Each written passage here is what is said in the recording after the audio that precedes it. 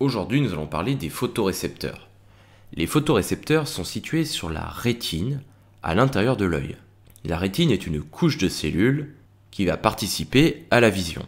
Il existe plusieurs photorécepteurs, les bâtonnets et les cônes. Ces cellules photoréceptrices possèdent des pigments qui vont réagir à certaines longueurs d'onde de la lumière et vont les transformer en signal électrique que nous pourrons analyser au niveau du cerveau. Les bâtonnets sont sensibles aux faibles intensités, mais ne permettent pas la vision des couleurs, c'est-à-dire qu'ils vont plutôt nous aider à visualiser les formes. Ils contiennent un pigment appelé la rhodopsine. Les cônes, eux, sont sensibles aux fortes intensités. Ils permettent donc la vision des couleurs. Ils possèdent 3 pigments appelés les opsines.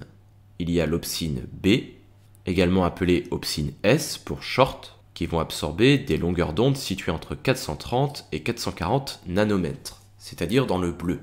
L'opsine V, dite aussi opsine M pour middle, absorbe dans des longueurs d'onde situées entre 530 et 540 nanomètres. Elle permet la vision du vert. Et l'opsine R, dite aussi opsine L pour long, absorbe les longueurs d'onde situées entre 560 et 570 nanomètres, c'est-à-dire dans le rouge. Grâce aux cônes et aux bâtonnets, nous pouvons donc avoir une vision à la fois des formes, mais également des couleurs. Les cônes sont concentrés au centre de la rétine, dans une zone que l'on appelle la fovea. Les bâtonnets, eux, sont plutôt en périphérie. On peut observer sur ce graphique la répartition des cônes et des bâtonnets au niveau de notre rétine.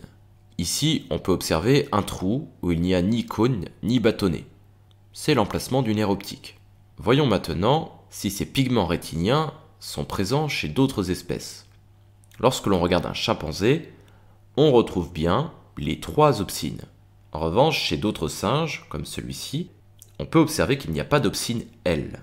Le sémiri a donc une vision dichromatique, alors que le chimpanzé, comme nous, a une vision trichromatique. Cela veut dire que le gène responsable de la production d'opsine était autrefois unique.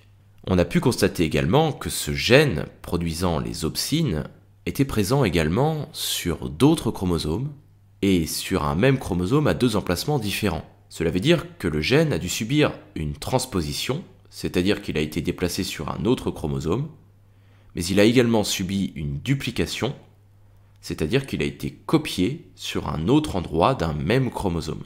Cela explique pourquoi aujourd'hui, chez l'homme, on retrouve le gène codant pour l'opsine bleue sur le chromosome 7 et les gènes codant pour les opsines rouges et vertes sur le chromosome X.